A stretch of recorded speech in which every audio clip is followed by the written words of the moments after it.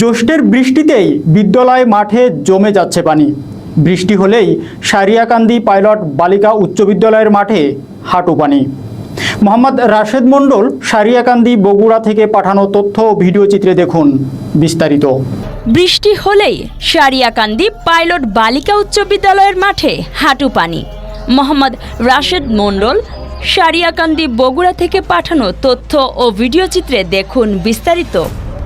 জ্যৈষ্ঠের বৃষ্টিতেই বিদ্যালয় মাঠে জমে যাচ্ছে পানি এবং কাদা মারিয়ে শ্রেণীকক্ষে যাতায়াতে ভোগান্তি পোহাতে হচ্ছে শিক্ষক ও শিক্ষার্থীদের। নেই পানি নিষ্কাশনের সুব্যবস্থা। অতি দ্রুত বিদ্যালয়ের পানি নিষ্কাশনের ব্যবস্থা নেয়ার দাবি অভিভাবকদের। বলছিলাম বগুড়ার সারিয়াকান্দি পাইলট বালিকা উচ্চ বিদ্যালয়ের কথা। বগুড়ার সারিয়াকান্দিতে নারী শিক্ষার প্রসারে অন্যতম প্রাচীন বিদ্যালয় সারিয়াকান্দি পাইলট বালিকা উচ্চ বিদ্যালয়, যা পৌর এলাকায় অবস্থিত। 1968 সালে প্রতিষ্ঠার পর থেকেই বিভিন্ন পাবলিক পরীক্ষায় এ বিদ্যালয়ের ফলাফল উপজেলায় সেরা।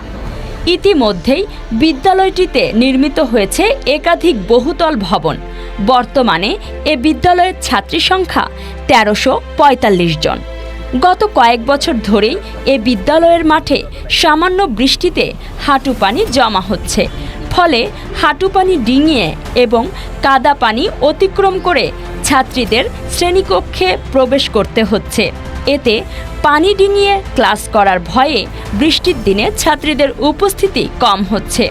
দীর্ঘদিন ধরেই এ সমস্যা চলমান থাকলেও এটি নিরসনের কোনো ব্যবস্থা নেওয়া হচ্ছে না। খোঁজ নিয়ে জানা গেছে, বিদ্যালয়ের মাঠের পাশে কয়েকটি পুকুর ছিল।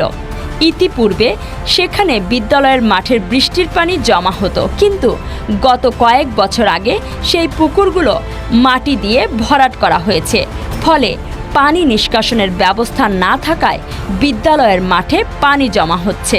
তাছাড়া আশেপাশের এলাকার তুলনায় মাঠটি একটু নিচু, তাই মাঠটি পানি কেটে একটু উঁচু করে পানি নিষ্কাশনের ব্যবস্থা চালু করলে এ সমস্যার সমাধান হবে বলে মনে করছেন এলাকাবাসী।